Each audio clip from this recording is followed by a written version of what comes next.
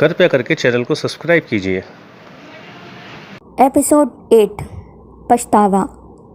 Assistant Raghu के जाने के बाद इंस्पेक्टर जोशी अभी भी यह सोच रहा होता है कि आखिर कौन है वो लड़की। क्या ये आदमी सच बोल रहा है?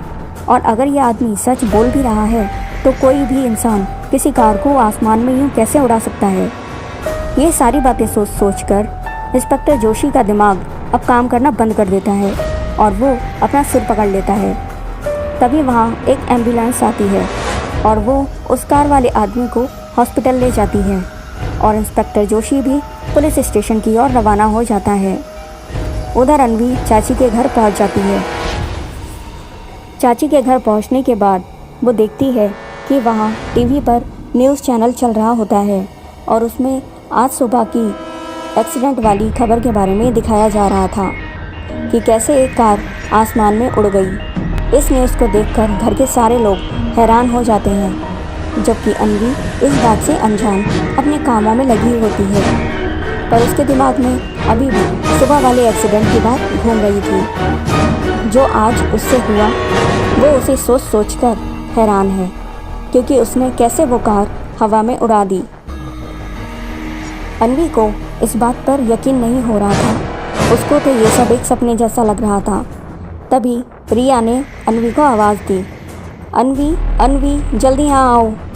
तभी अन्वी रिया की यूँ चिल्लाने की आवाज़ सुनकर जल्दी उसके पास आती है और उससे पूछती है, क्या हुआ? तुम ऐसे ज़ोर से क्यों चिल्ला रही हो? क्या बात है? तभी रिया अन्वी का हाथ पकड़कर उसे टीवी की तरफ ले जाती है। टीवी पर अभी भी वही न्यूज़ दिखाई जा रही है।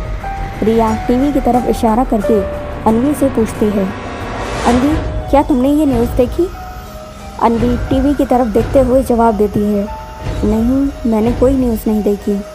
क्यों, क्या हुआ? तब रिया अन्वी को बताती है, इस न्यूज़ में दिखाया जा रहा है कि आज सुबह एक कार आसमान में उड़ गई और उसका एक्सीडेंट हो गया। अन्वी रिया की ये बात सुनकर एकदम से चौंक गई और वो बुद्ध बनकर वहीं खड़ी रह गई, क्योंकि आखिर ये एक्सीडेंट उसी से तो हुआ था और वो वहाँ से चुपचाप दूर चली गई थी।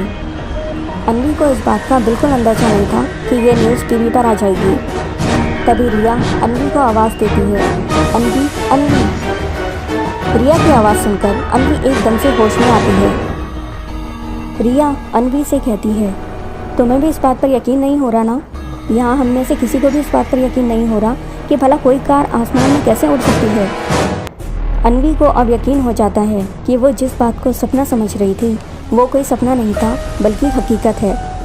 तभी अन्वी थोड़ा नॉर्मल होकर रिया से पूछती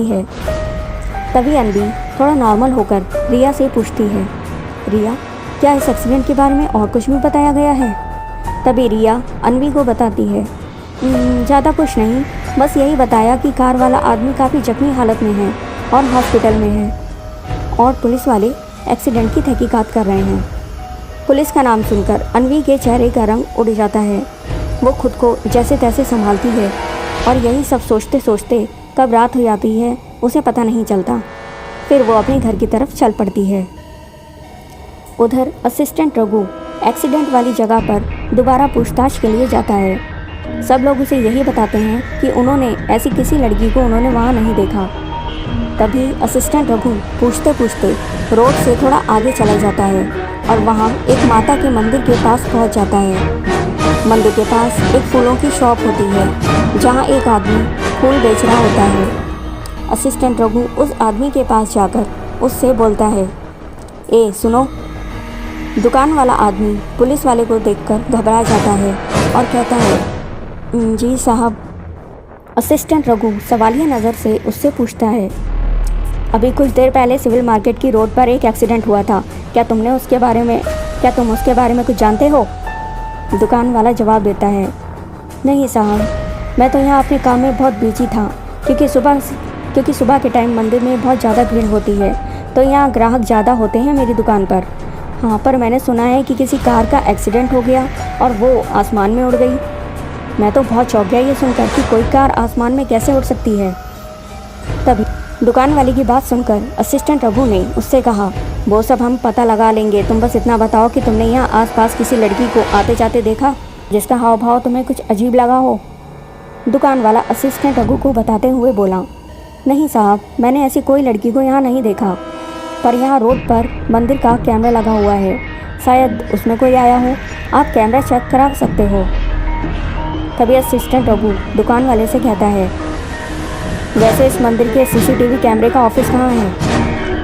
तभी दुकान वाला असिस्टेंट रघु को उस ऑफिस का पता बताता है और फिर असिस्टेंट रघु उस ऑफिस में जाकर उस एक्सीडेंट की घटना की पूछताछ करता है और मंदिर के CCTV कैमरे की फुटेज देखता है। ऑफिस के लोग असिस्टेंट रघु को वो फुटेज दिखाते हैं। फुटेज को देखकर असिस्टेंट रघु दंग रह जाता है। उधर अन्वी आज की घटना को सोचकर बहुत परेशान थी।